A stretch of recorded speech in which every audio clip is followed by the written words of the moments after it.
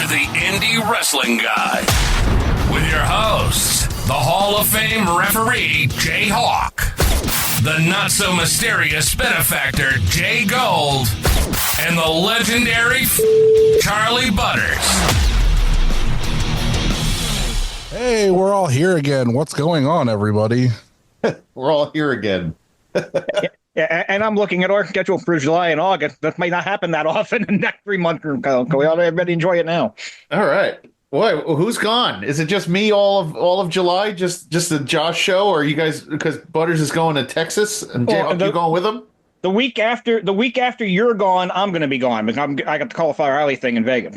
Nice. Holy shit. Yeah, so August will be a little bit of a different thing, but July will just be like 1 week where we'll have to figure something out.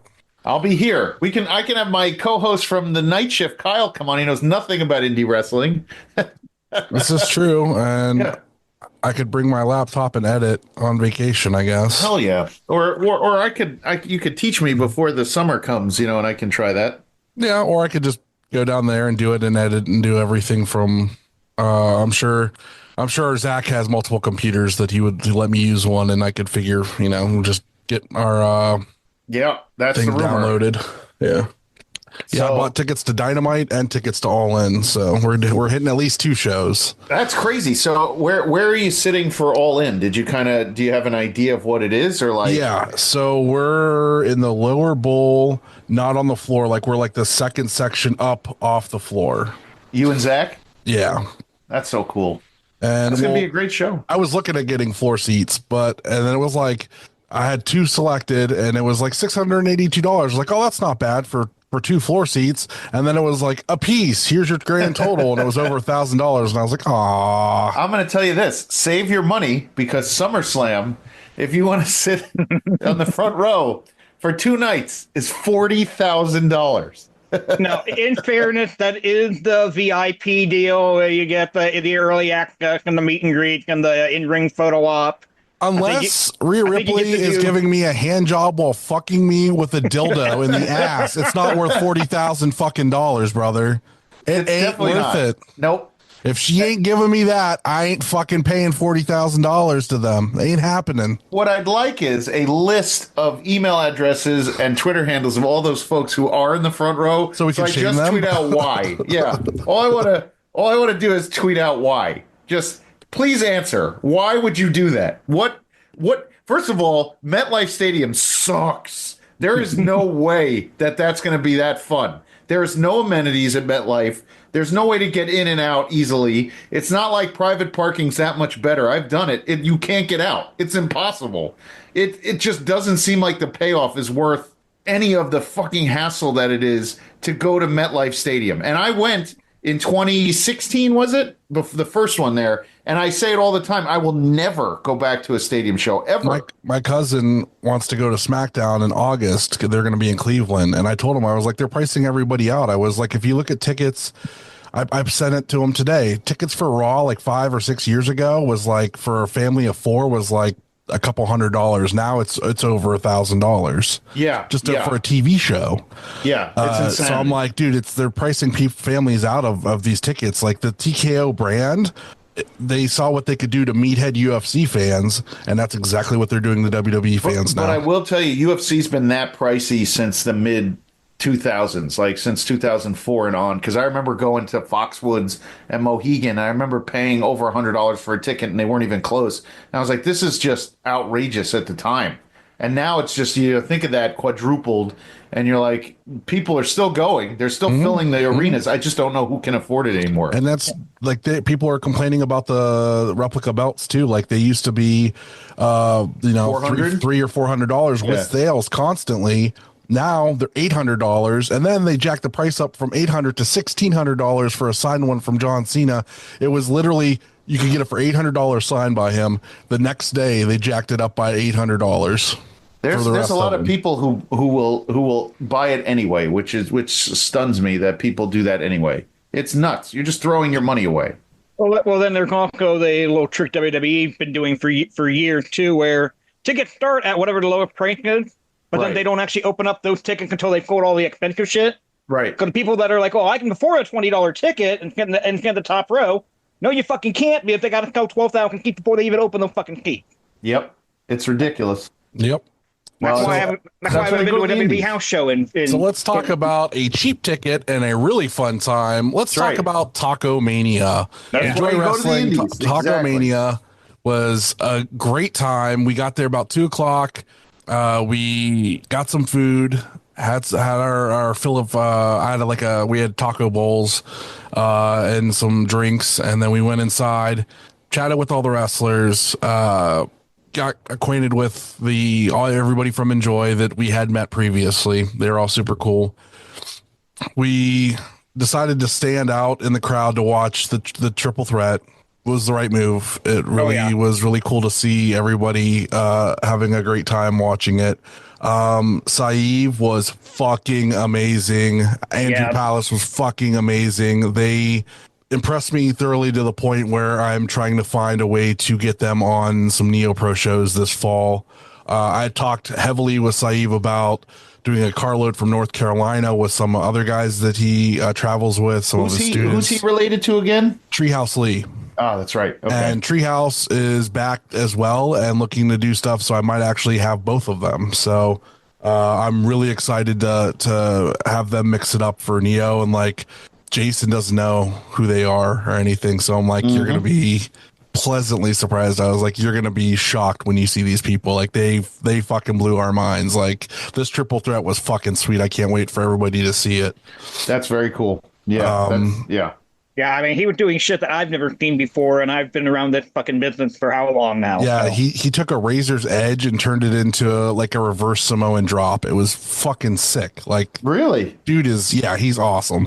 He did this like roll. He was running, and you know how like Conan used to do that roll clothesline? Yeah, that's the Wes Barkley copies now. Yeah. This dude is so fluid. He does like he ducked and did a roll into a run, bounce off the ropes. He is so athletically impressive. It is insane. Like he blows that move out of the fucking water with how he does it, and it looks so fluid. Like it makes no sense how he can do it. Yeah, he is just so impressive. So was that match on the main card? Yeah, it was the opening match because Mikey had to hightail it and get to Akron, and then Mikey ended up wrestling 2 more times at Akron. He had a match against Slim J, and then he was in the Gauntlet. So he said he was very tired on Sunday when I talked to him. Wow. Okay. But that match rocked. There was a lot of good stuff. TME against Hollow Wicked and Frightmare. Yeah. Hollow Wicked and Frightmare.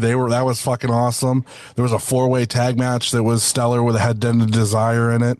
I got to hang out with them a bunch. I got an 8x10 signed by them so that I could put it up on my wall because they're some of my favorite people.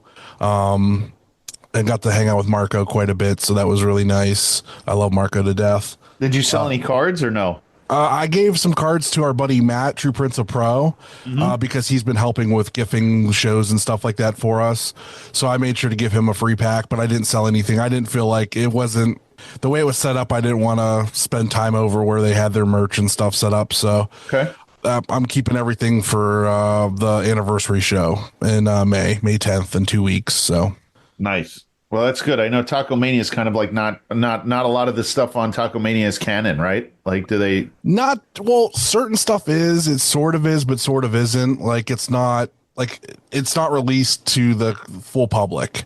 Like our match will because I worked out that deal, but the rest of it is only usually released to the Patreon members on their Discord.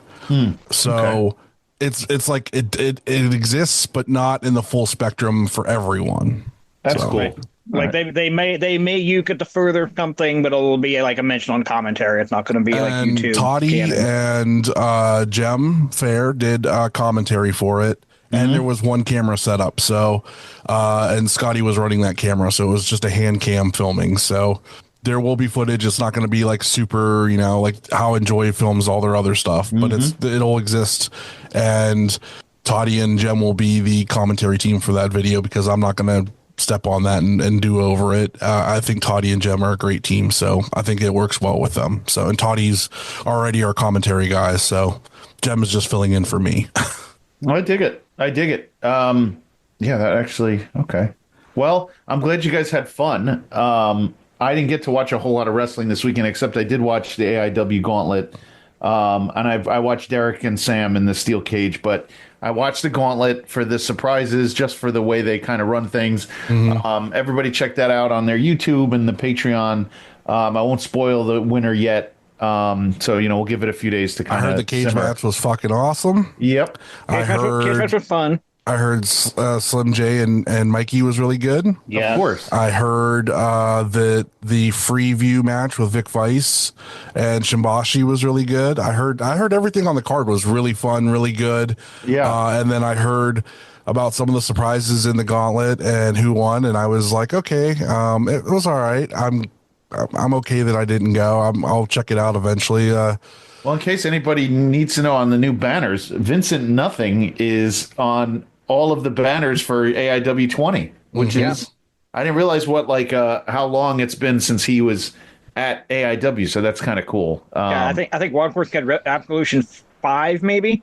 That's crazy. And I think the only time I ever saw him wrestle with JHawk was when you and I did a few shows that we watched a few years ago when we were still watching just anything that was on IWTV. Yeah, it was fake and nothing. I mean, even as recent as this year, he's teamed with Ricky Shane Page, which there's a long story history there with AIW and them. So that's why a lot of people were shocked that the Nothing is back when, a lot of those 440 guys have a deep history with AIW and haven't really been back since all that stuff happened. So he's really one of the first, I think the first of them to really show back up. So it's pretty crazy. Yeah. Absolution Kick was the last time he was in. Absolution Kick. Holy shit. Well, he took a lot of time off too. He wasn't just wrestling elsewhere. He took a lot of time off because he was doing MMA and stuff. So then he just came back recently within the last 5 or 6 years to indie wrestling. So, but yeah, that's pretty cool. That's one of the surprises. I heard there was a surprise Frankie Flynn. Showed up. Frankie lives. He was there in his little undie trunks. He looked great. Will said that they were very not fitting. They were ill-fitting, Frankie. Yes. Ill-fitting. For the next time, let's get some trunks that offer some coverage. That's what I would say. Yeah, I'm going to say that Frankie Flynn looked like he hadn't wrestled in a few years, and that's about it. Listen, isn't he down in Florida? Yeah, he's at Disney World, right? Yeah, I wish I would have ran into him when I was there. That would have been fun. If he was working the Jungle Cruise or something, that would have been awesome. You might have even seen him and didn't realize it. Looking at how he looked so different, I wouldn't have recognized him. The rumor was he was dressed as Jafar, and I just didn't know.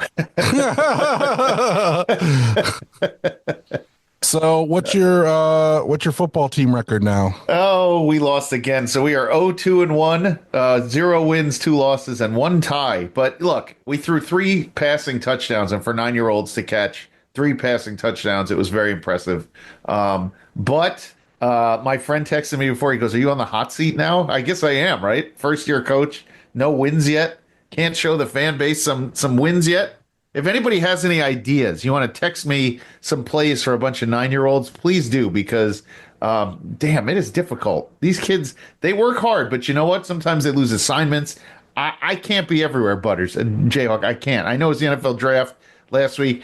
If I had a chance to get someone else, maybe I would. Oh, I got into it with the coach of the other team and I had to stop myself and apologize at the end, because what happened was you're not allowed to quarterback sneak, only if there's a blitz. And I didn't know the rule, so I had my quarterback sneak and we scored. The coach calls it back. I didn't like his smugness. So we start yelling at each other. And then on the opposite side of the field, he does the same thing, but I was blitzing, but my argument was his quarterback was already running when we started the blitz. So shouldn't the quarterback have to at least turn and fake like she was going to throw the ball, knowing the blitz was coming? At least make an effort to go back and look around. Take a drop step, right? A 3-step drop, look around and then take off. Instead, she took off into the end zone. So my argument was, what's the difference? You knew the blitz was coming, but the blitz didn't come before she started running.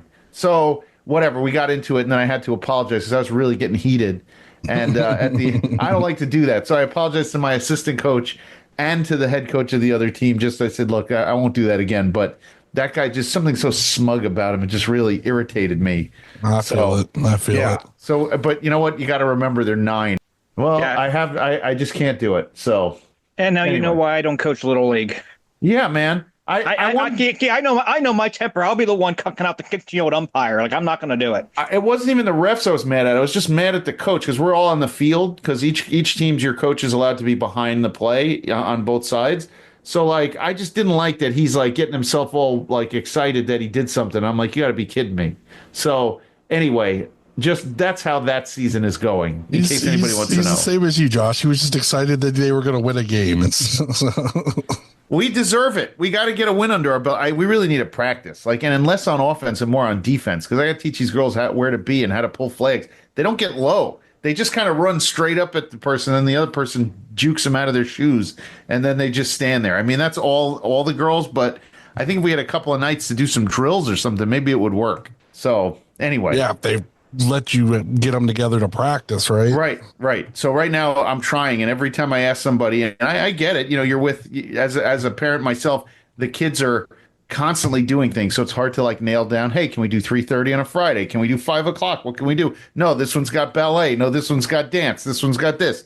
It just makes it very difficult, but one day we'll get a practice and maybe we'll get that win. What you're going to probably have to do is since you started off on this on the wrong foot, next year you'll know that you have to give them at the beginning of the year, hey, this is when we do have practices, and give them the full schedule. So then if they can't do it, then they can't play. End of story.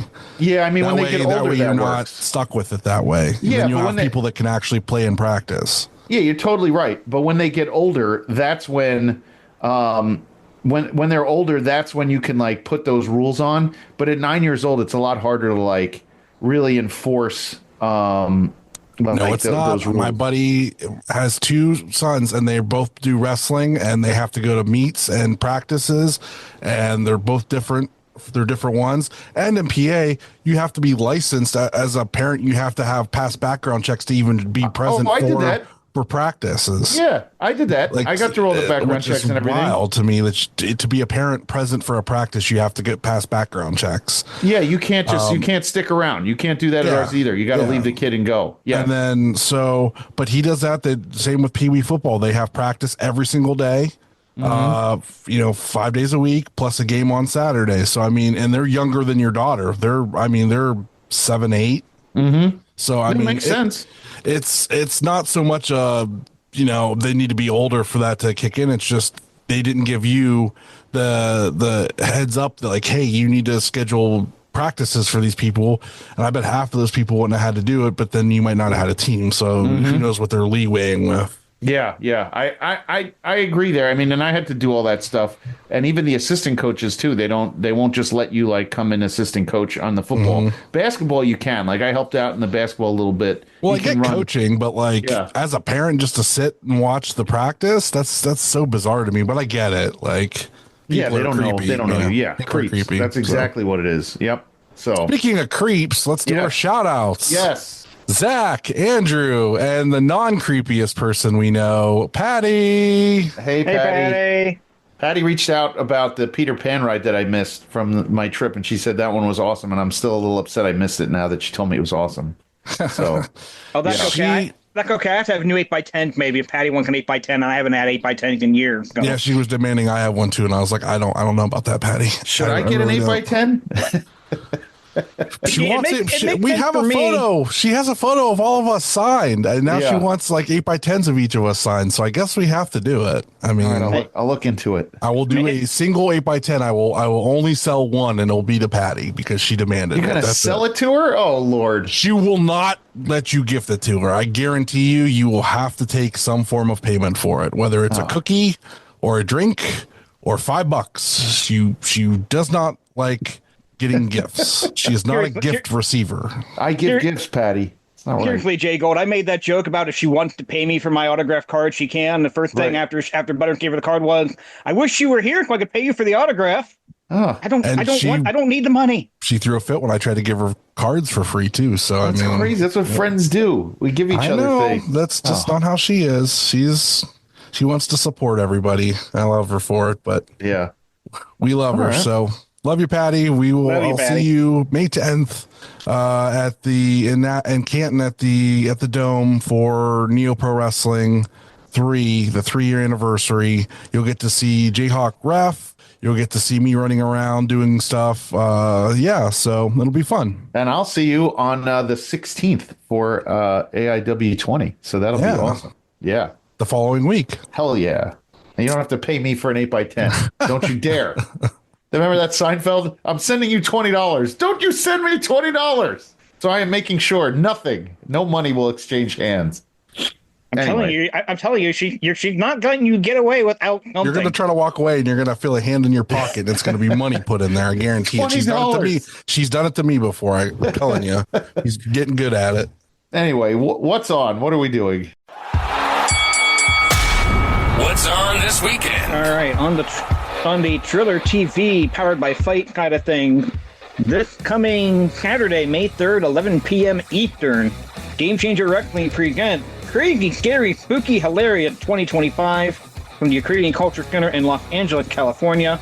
Among the matches on that card, Miyo Yamashita against Maki Ito, JCW champion Masha Klemovich against Jonathan Gresham, GCW Tag Team Champion Alec Price and Jordan Oliver against the team of Subculture, Flash Morgan Webster and Mark Andrews, and the main event, the GCW World Champion Effie taking on Hammerstone, and they have a show on Sunday as well. They have not announced the full lineup for that, but it is scheduled to be Effie and Maki Ito in the main event. And if Effie retains on Saturday, that will be for the GCW World Championship. I literally will still say it. I know, Butters, you get all upset with me. I get nothing out of Maki Ito anymore. Nothing. Zero. Quit disrespecting my girlfriend. In the old days, when she was on like AEW, even before that, I would have paid to say, oh yeah, well, I'm going to a show and go, holy shit, Maki Ito's on the card. Now, literally zero. Anyway, I am going to go with, on IWTV, the Independent Wrestling Television Network, No Holds Barred 74, 2 nights of the chains from the TWE Arena in Red Bank, Tennessee. That's Friday, May 2nd. That's night 1, 8 p.m. Danny DeManto versus Tank, The Pillars versus the Rejects, Little Sicko versus Hoodfoot, The Bev versus Nathan Mowry, Mad Dog Connolly versus Otis Kogar, and Dr. Redacted versus Dmitry Alexandrov. That is all Friday night on the Independent Wrestling Television Network. And here's your weekly reminder, 880 Wrestling, Thursday Night Fights, 8 p.m. on YouTube, indiewrestling.us. And also a reminder, upcoming dates, May 10th, Neo Pro Wrestling 3. We got that big 6-man tag team match and a debut tag team pre-show match, which we're going to have one of those debuting tag teams on the show this week. Also, May 16th, like JGold was saying earlier, it's AIW 20, the 20th year anniversary of AIW. Yep, it's going to be great. I don't know what's going to go down there, but it's going to be great. Interviewing. All right. This week, we have Johnny Mahalo and Keegan Taylor. Point Break. What's going on? How are you? Doing great. How are you?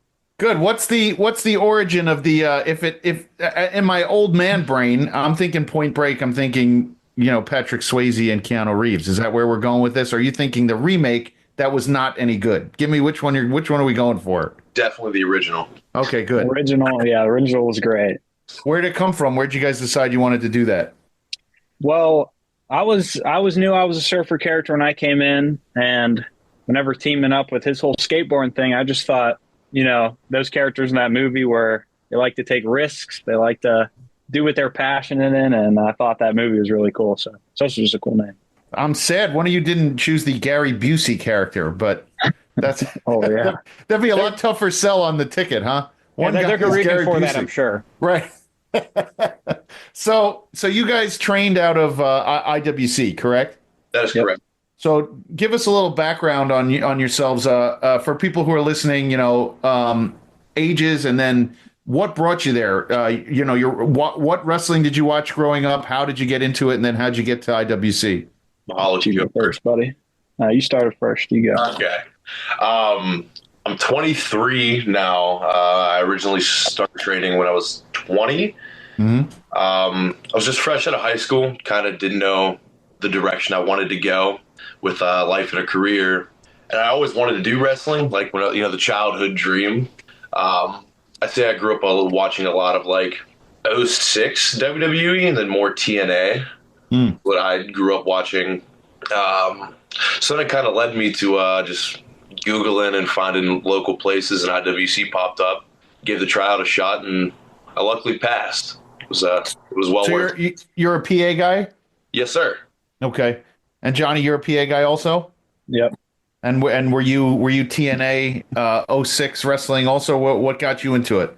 I started watching wrestling around like 2008 to 10 era when I was real little. I'm 20 years old now, and I started training also fresh out of high school when I was 19.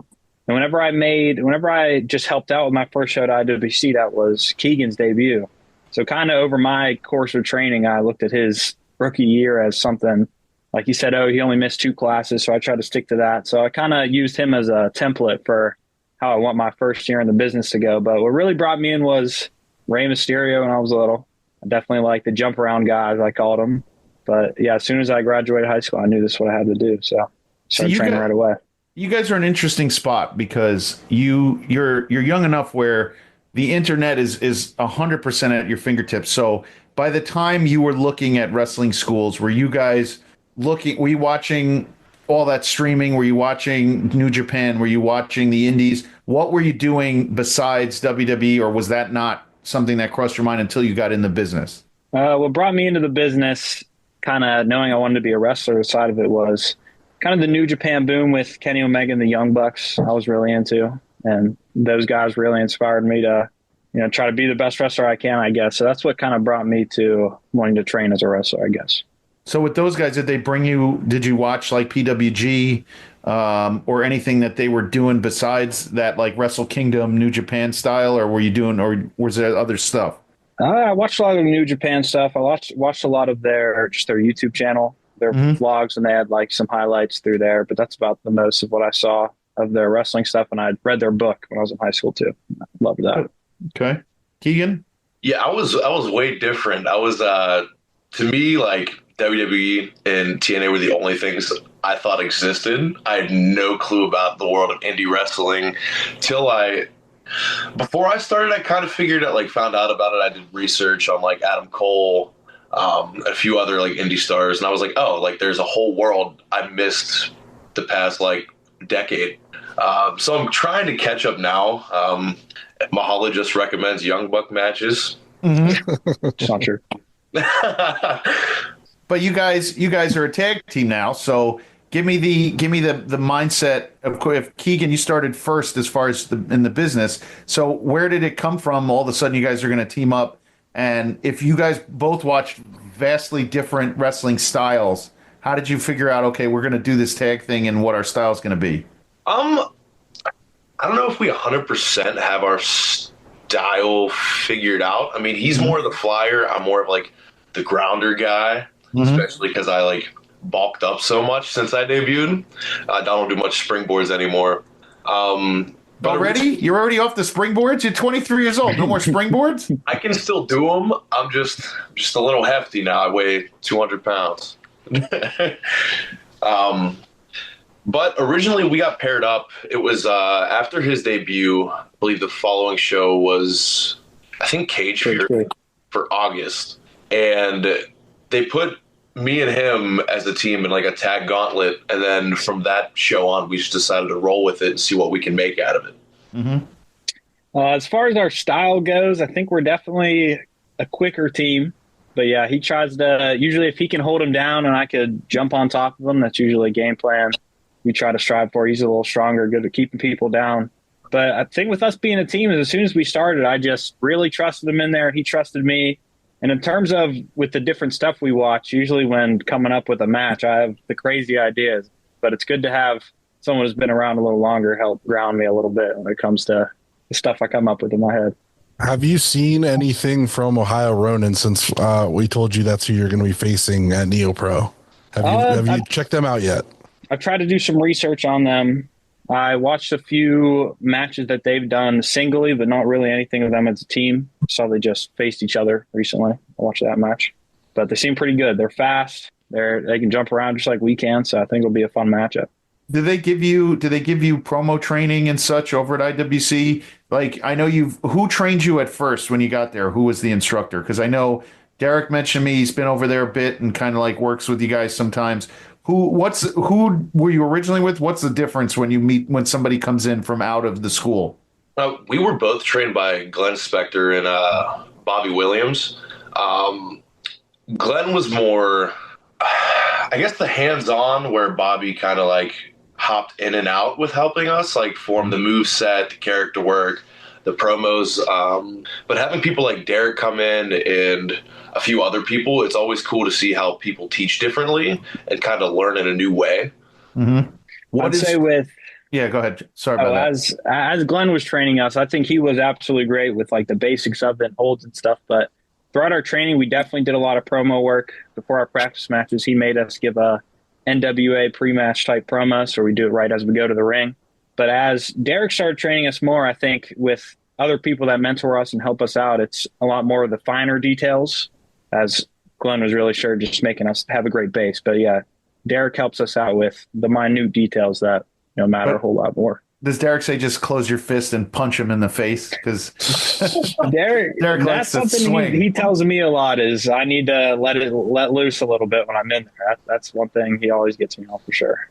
Nice. Now I don't know if JHawk, if you were going to get to it, or Butters, but give us your each one of you, or we'll do it in order. Your first match and then your first tag match. What was going through your minds on your first match?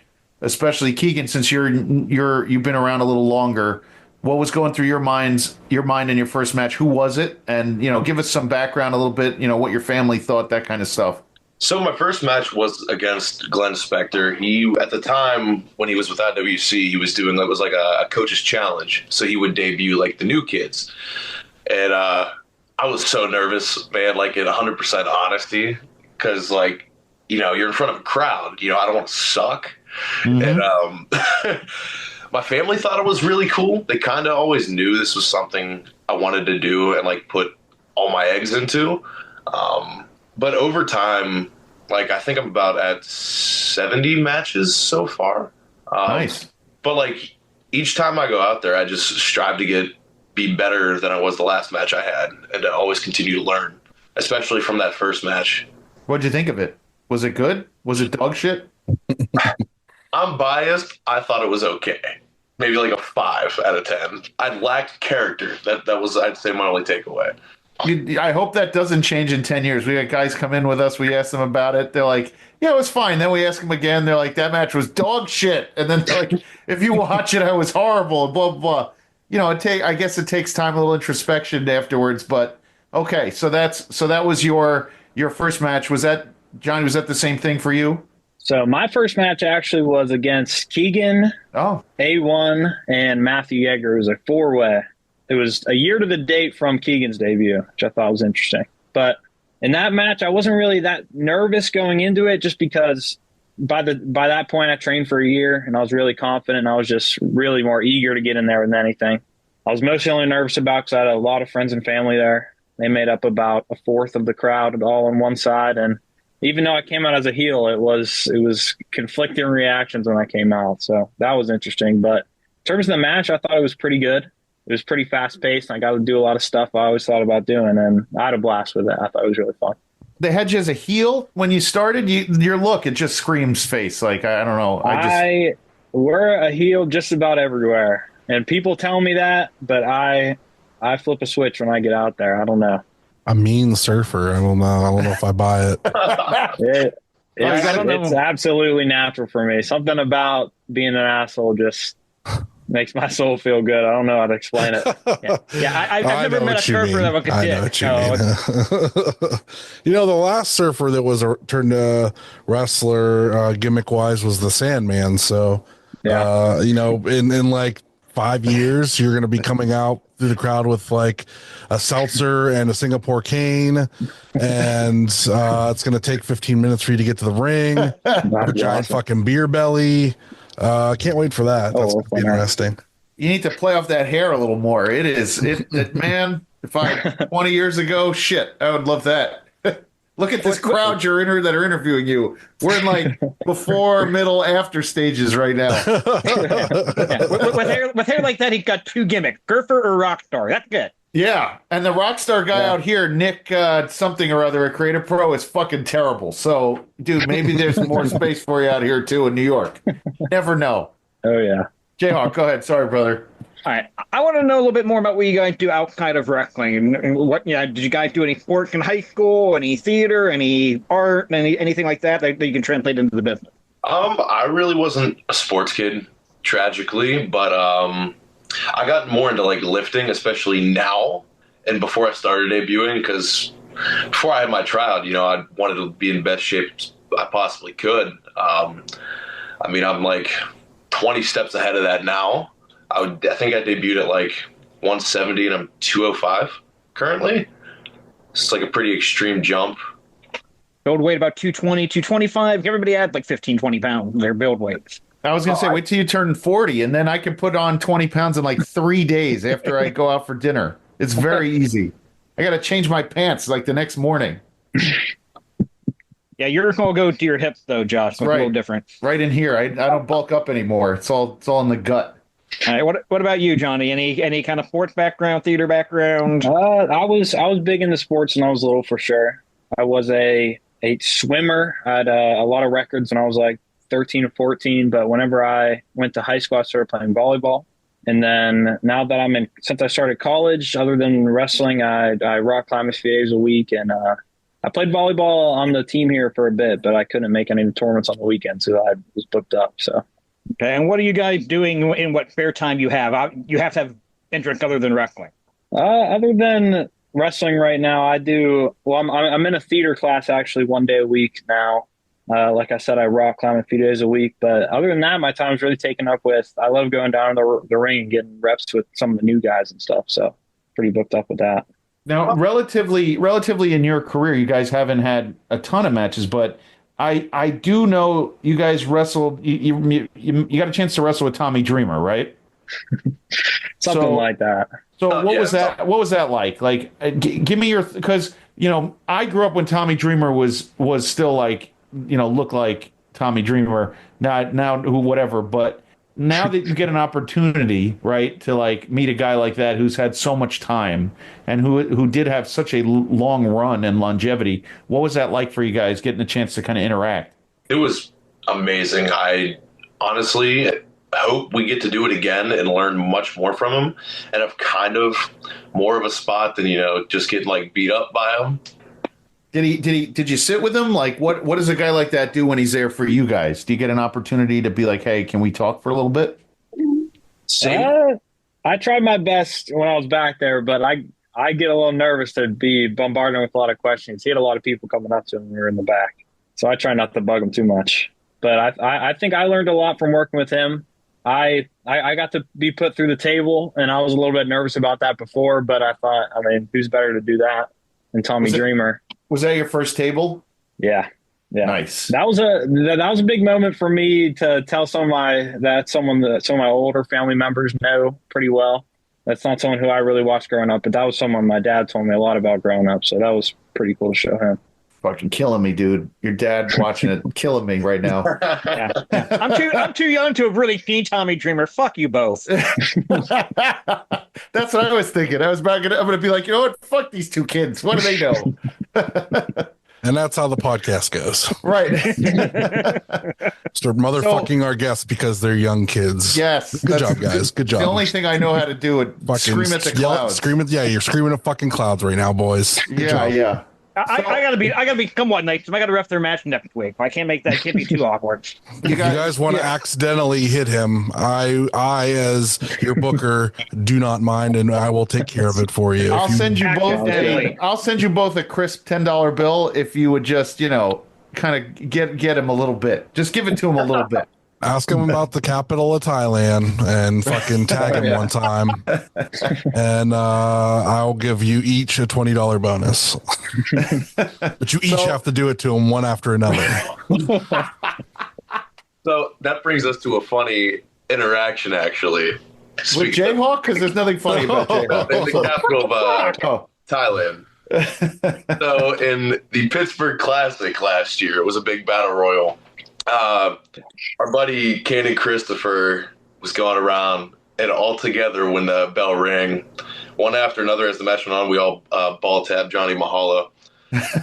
Yeah, I got about 3 or 4, and after that, I think I knew what was going on. I just took cover in a corner and covered up, and I think the rest of the guys thought I had enough after that, so they stopped trying. There's 3 forms of initiation of the business: getting ball tapped, getting chopped, or getting a thumb up the ass. Be happy looking to thumb up the ass. Close to all of that in one match. Yeah, that was thumb up the ass. Who is that? That sounds ridiculous. One of the Dropkick Diabetes shows I worked, the headbangers were in the Battle Royal. They were just putting thumbs up everybody's ass just to fucking do it. Who was going to stop them? Well, someone should have. Holy shit. Well, all right. So now that you guys are doing your thing and you had some interaction with Dreamer, who has been so far your favorite person that you've worked with, or it doesn't even have to be a more, senior talent. Who is your favorite so far? I would say another up and coming tag team, the Upper Class, and Oliver Gray and Jay Bev. Okay. We've had the most matches with them so far, so it's kind of like, and we train together, so it's kind of like clicks very well. Mm-hmm. I don't know what Mahalo's opinion would be on this question. I like working with them a lot. I feel like we have good chemistry with them. I personally had a match with Gorgeous Gregory up at Imagine Wrestling, and I think just is really aggressive, and I like working snug like that. So I think I learned a lot from working with them too. So you mentioned that. You mentioned Imagine. Have you guys got on the road and got out of the general like tri-state area to start doing shows, or what's coming up for you guys as far as kind of spreading your wings a bit? We got a lot coming up this next month, and we've been trying our best to really get out to as many new places as we can. And that's something that training with Derek, he's emphasized with us, is make sure we got to hit as many spots as we can. So we've been down to, just this last month, West Virginia. Obviously, we go out there towards Imagine. We have a show in Erie this month in May. We have 6 matches in May. And we have the Ballpark coming up with IWC, and then obviously making our Neo Pro debut. So we're just trying to get as many new places as possible right now and working hard through the summer. I got no classes, so we're going to try to get as much in as we can. Keegan, what do you think about where do you want to be? Where do you see your team? Like where do you want to go after you do, after this run comes, ideally within the year? Where do you guys want to be as far as other promotions? Where would you like to work? I would honestly think it would be super cool if we got somewhere like the GCW level, maybe like up kind of in the higher ups. But overall, I just want us to be traveling every weekend, wrestling somewhere new. I really love being on the road, and I think it's good for not only me, but it's good for him and us as a team to especially get out there and build up our name. Yeah, I mean, it's always fascinating to hear from younger talent who haven't like you don't have a lot of miles just yet, but you're going to. So like besides GCW, is there anything that that's an attainable goal right now you want to do? Like, do you want to get over more towards the East Coast? Which direction, when we're looking at the map, do you think is where like there's more opportunity right now? That's something that I've been thinking about a lot. So there's actually a website that I frequent. It's called the Wrestle Map, and it'll show you, like, based on location, where every indie company is located. And I have about a list on my notes of 20 companies that we're looking to get into in the future. And that there's a lot to the left of us, a lot in the Ohio, Cleveland area, a few companies in Indiana we like a lot. Any company to the right, because we do have that GCW thought in our head, maybe like if we can work all the companies around them in a year from now, show them like we respond great to your audience. There's a few companies to the top of us in New York that our trainer Glenn Spector trains at. That's something we're going to look into. But the only direction we've done a good amount of shows below us, so I think that's the only place that we've conquered so far. But definitely a lot of companies to the left of us. We want to venture to that Midwest area out there. Have you gotten over to 880 yet? Have you had any conversations with them or to Enjoy? 880, we have had, I think, 6 matches at 880. Huh. We started doing 880 just at the start of the year to get down there, and just that's whenever we started taking this tag stuff really seriously, and just to get a lot of reps and really familiarize ourselves with the people down there, and we have a blast going there. that's a great setup they have. It's a lot of fun. That is the first match for the IWG Indie Wrestling Guide title. The world title match was at 880. Oh, yeah, Mike Montgomery got that right now. Derek did take that one. Derek had it in the 4-way eliminator, and then he had to drop it, vacate it, and then Mikey won it, and now Mikey's got it. And, well, see, since you're kind of working with Derek now, he gets up to Greektown up in Canada. So do you guys got your passports to travel internationally and wrestle? I'm working on mine currently, getting that, because Canada is one of the staple places on my list to want to wrestle. As well as like Japan. So trying to get that ball rolling. Yeah, I've not gone it yet, but that's something I'm also working on. But I have some big dreams for the future so I'm only in my second year of college right now. And there's a possibility that I take a study abroad trip to Japan, hopefully, and be able to wrestle some matches out there while I'm there. So for 2026, I'm definitely going to need to get that passport. And we'll be everywhere after that. And what about talk to Young Ed? He'll wrestle for Dove Pro over there. Oh yeah, or on the wrestle map out there. I've seen that. Yeah, Heat Up and whatever else he tells me to watch, which I don't know. What about singles wrestling? You guys give it thought? Do they break you up every once in a while and have you do singles matches? Or are you focusing right now on a tag team? I think we're focusing right now as a tag team. Like my first year, I did the majority of singles till they paired Johnny and I together. I'm not sure if he's had many singles matches though. I've had about 3 or 4 singles matches to this point, but I think coming into my first year, I think it'd be valuable to pair myself someone a little bit more tenured, that I can learn the ropes like alongside somebody. And then I think if I end up taking this trip to Japan, then after that I can come back and we decide whether we break up some places, stay together some places. But for the most part, I just think being in a tag team with someone I think is good and I trust is pretty beneficial to my skill going forward. Yeah, you don't want to do for now. We're definitely focusing on tag stuff. Yeah, you don't want to do a 450 swanton and end up on your face. You got to trust guys around you. Okay, well, speaking of being around guys that are more tenured and getting to learn from them, what about riding in a car? You guys riding with Derek? You guys riding with some veterans and picking their brains in a car when you're traveling? Like, how's that going for you? I'd say the only car other than like riding with Glenn Spector I've been in was with David Lawless and Duke Davis. I rode with once. Nice. I did a trip to Indianapolis with Joe Dombrowski, and pretty much that it's usually just me and Mahalo driving with each other. I usually, for the most part, it's been just us, but we've had a few rides with Cowpoke Paul. I think someone who, for being young, has gotten a lot of experience, and he definitely shares a lot of wisdom with me. Yeah, I'm definitely going to recommend if you can get into a car with a veteran to a show, do it. You learn a lot more riding in a car, just picking guys' brains. Absolutely. Jared usually recommends that younger guys get into cars with strange men all the time. It's just kind of weird. I don't know why he does it so often. I'm not saying strange men, Butter. It's just been knocking down one after another tonight, JHawk. I'm sorry. It's just kind of been there. You say that, and I keep riding in a car with you, and you're a stranger to get. Go fuck off. It's fair. It's fair. Is it my turn yet, or do you still got questions, Jared? No, go ahead. Go for it, Butter. Did either of you backyard wrestle? No. No, except on trampoline with my buddies a little bit. But that's bullshit. Not. You guys should have backyard wrestling names. Yeah.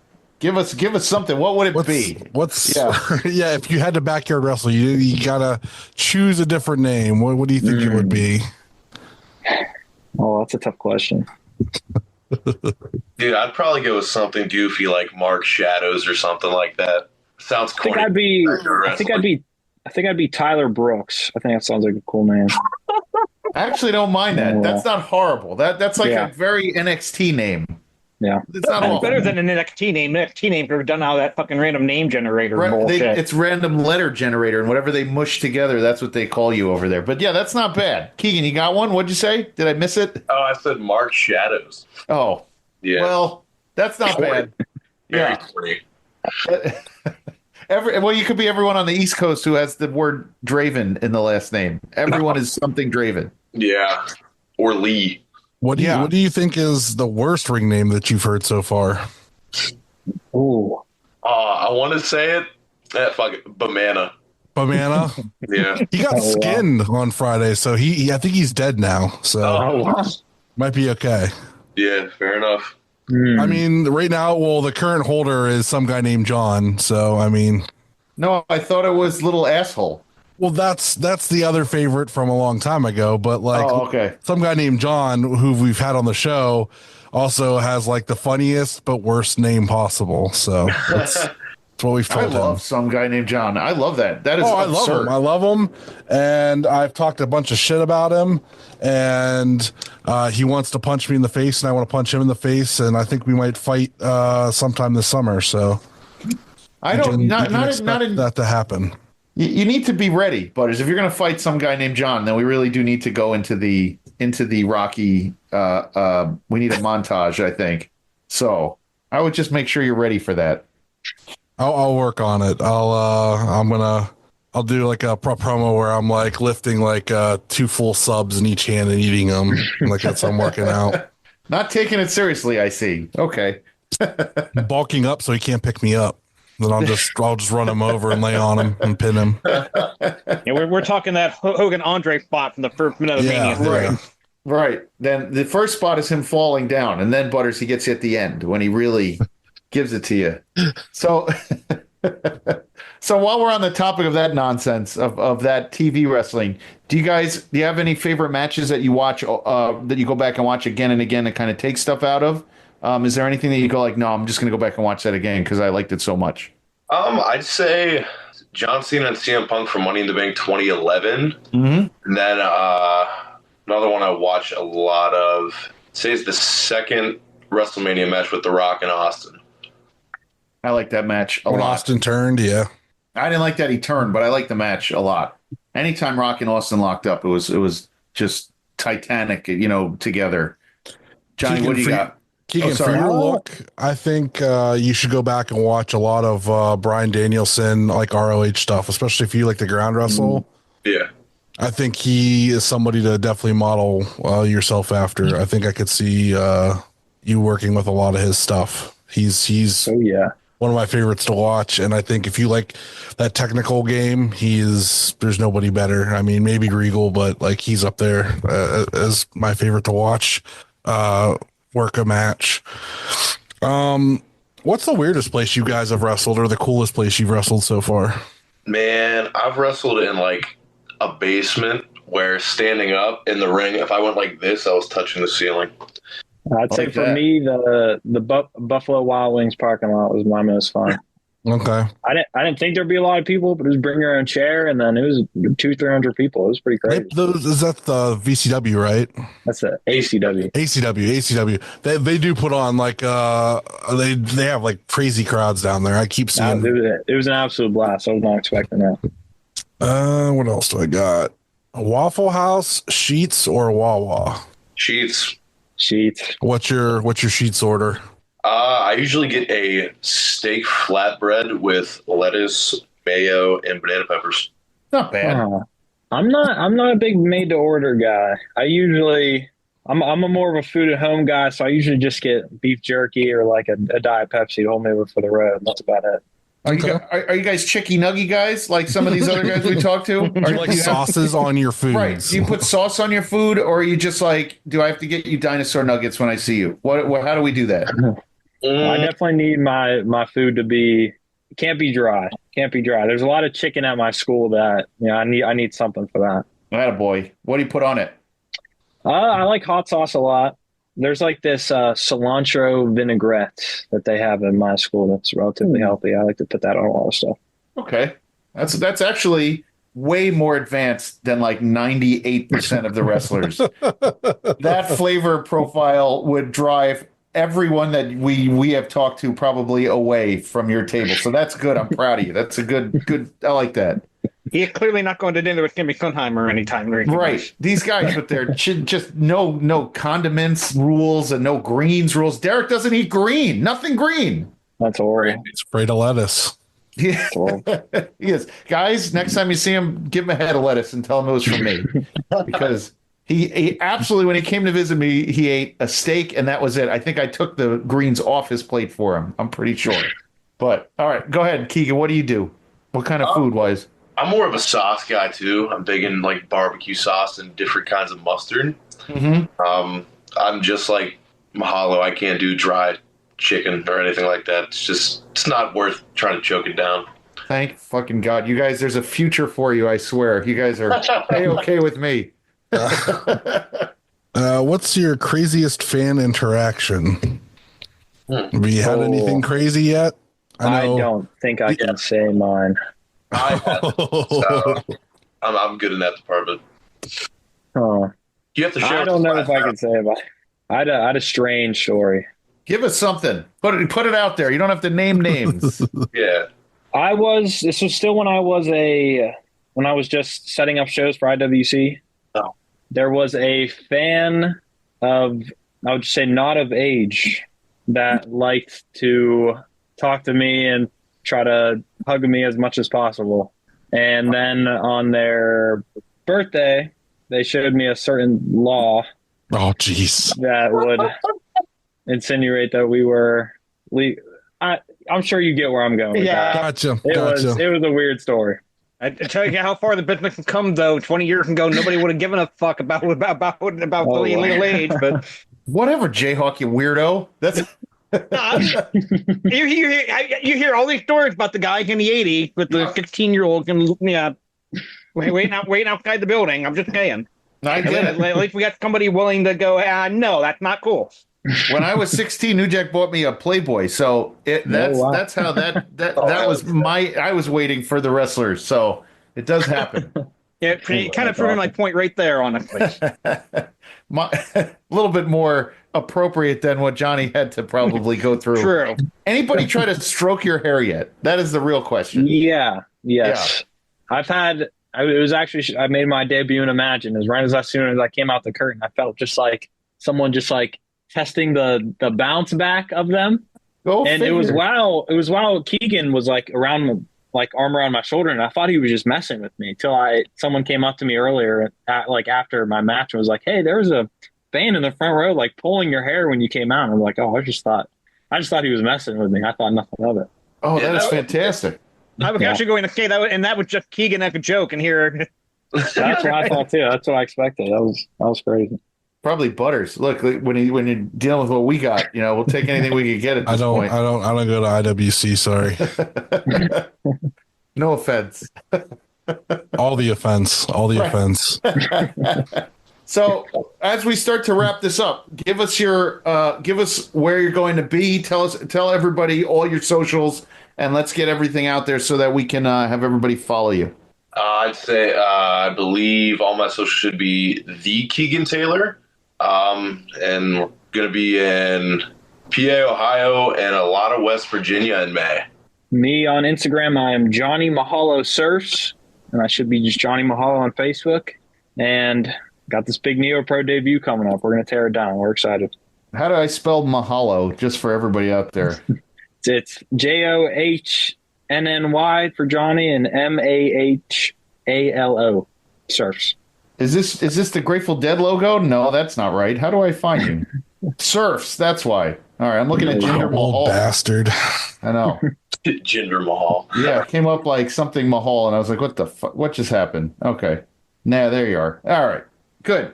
So everybody's going to get that down so that we have all your socials on there. And check out Neo Pro, right, Butters? Yeah. Okay. Just want to make sure they're the pre-show match during the Enzo meet and greet, and they set the tone for the whole show, and it's a big show, so I expect both teams to tear the house down. So that's in just the pre-show, and that's what I want. So excellent. We're excited. 6 Canadians. Is there 6 Canadians? No, I mean we're gonna have to do it to tear down the house. Oh shit, Butters, you got JHawk, you got your plugs. Follow me on Twitter, Twitch, TikTok, and Blue Sky at RefJHawk, Instagram at JHawk1539, and I will be the referee for that pre-show match as well as some other matches at that Neo Pro show on May 10th. Mm-hmm. So come check that out. Yeah, I got nothing. That's the big thing we're promoting right now is May 10th. Neo Pro, come check it out. We'll have cards and all that fun stuff. So should be a real big show. And you can find me. I won't be at that, unfortunately, because the next week I will be at AIW 20. You can find me on Twitter and on Instagram at JGold12. Please rate, review, and subscribe wherever you listen to us. Our Twitter handle, IWGuide1, Blue Sky IW Guide, patreon.com/IW Guide. Don't forget about the merch store over Banebuster Tees. Our pal Will over at Gorilla Press Apparel. Use code IWGP24. When you check out, buy 2 or more items, $20 off your entire order. Check out our podcast friends. We are part of the Main Event Wrestling Network, Wrestling Junkies, On the Mark Wrestling Podcast, and my show tomorrow night, 10:15 live, NXT Night Shift. If you want to call in, it's a live call-in show. You can get a link to join us, and you can join us in the comments. It is on YouTube. At Odds with Wrestling, the card is going to change. The Super Fantastic Podcast, Marks with Mikes. Check out our other friends, Time Capsule Toys, Toy Hio, Rubber City Toys, Neo Pro Wrestling, and Pally's Beef Jerky by our very good friend Kaplan, who did a split-legged moonsault onto Haku on Saturday night in Akron, and that was legendary. So that's all I got, Butters. I want to see you do a split-legged moonsault into Tax one day. One day. Life short. Eat more tacos and watch more indie wrestling. Later. See you. Later. Don't forget to review and subscribe wherever you listen to us.